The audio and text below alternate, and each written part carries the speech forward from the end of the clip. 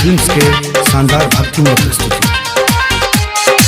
आसन सजाई के कलसा बैठाई के पूजा कर द पापा पंडा बोलाई के सबकन के करेला भलैया दुआरी अली शेरा वाली मैया जुटल बा सबे कठैया दुआरी अली शेरा वाली मैया। आसन सजाई के कलसा बैठाई के पूजा कर द पापा पंडा बोलाई के सबकन के करेला भलैया दुआरी अली शेरा वाली मैया जुटल बा सबे कठैया दुआरी अली शेरा वाली मैया।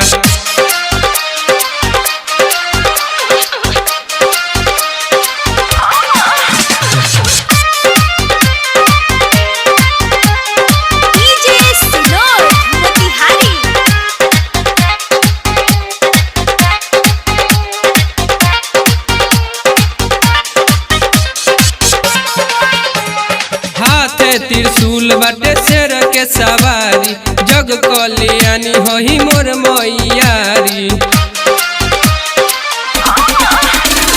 हाथे त्रिशूल बाटे शेर के सवारी जग कल्याणी होही मोर मैयारी। एक हाथे फूल दूजे हाथे त्रिशूल बा जल्दी से अली माई न्योता कबूल बा पूजा बउन कर पैया दुआरी अली शेरा वाली मैया सबकन के करेला भलैया दुआरी अली शेरा वाली मैया।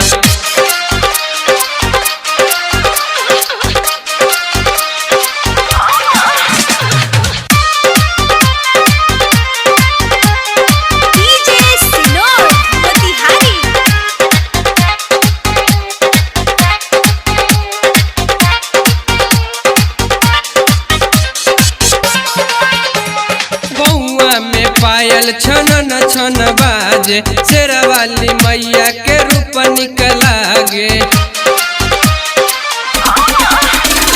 बउआ में पायल छन छन बाजे शेरा वाली मैया के रूप निकलागे।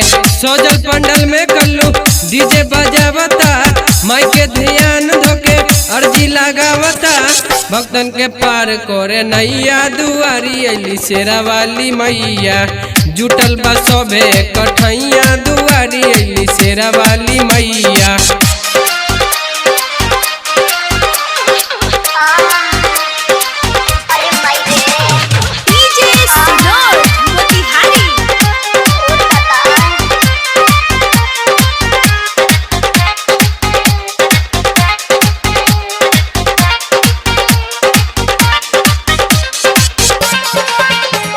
सुनी के सब सारा कोली तैयारी पंकज कन्हैया के भगिया सवारी।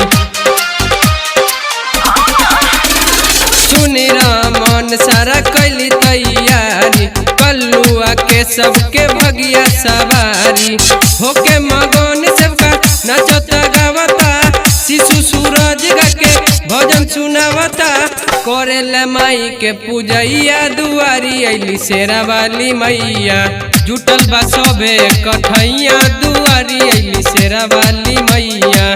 आसन सजाई के कलसा बैठाई के पूजा कर द पापा पंडा बोलाई के सबकन के करेला भलैया दुआरी अली शेरा वाली मैया जुटल बा सबे कठैया दुआरी अली शेरा वाली मैया।